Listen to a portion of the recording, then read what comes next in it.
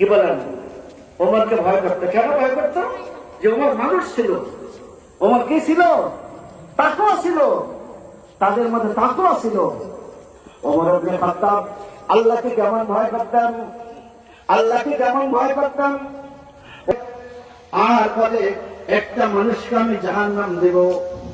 ওমর ইবনে খাত্তাব বলেন সে একটা মানুষ আমি ওমর ইবনে খাত্তাব হব। বলেন সুবহানাল্লাহ।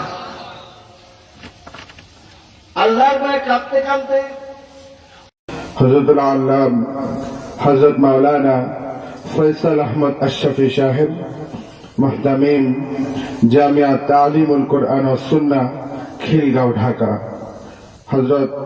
হযরতকে মূল্যবান বয়ান পেশ করার জন্য বিশেষভাবে অনুরোধ করা হচ্ছে।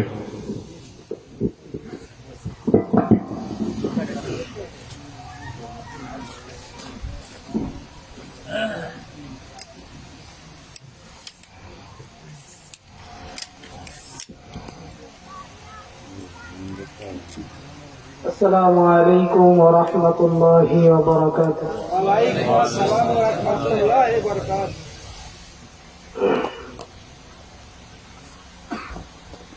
الحمد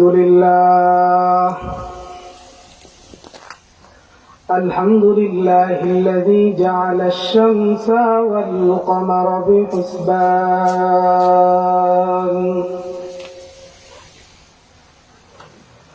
والنجم والشجر يسجدان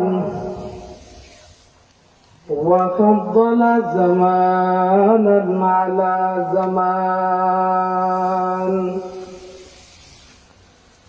كما فضل مكانا على مكان وإنسانا على إنسان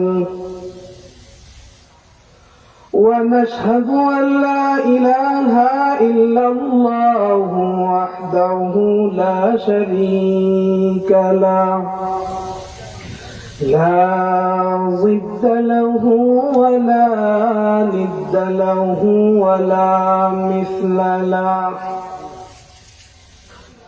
ونشهد أن سيدنا وسندنا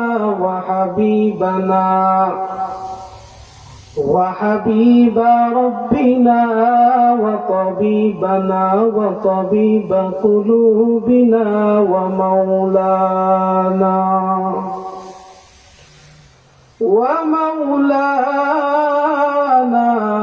محمدا عبده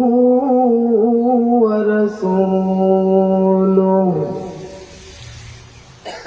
صلى الله تعالى عليه وعلى آله وأصحابه وبارك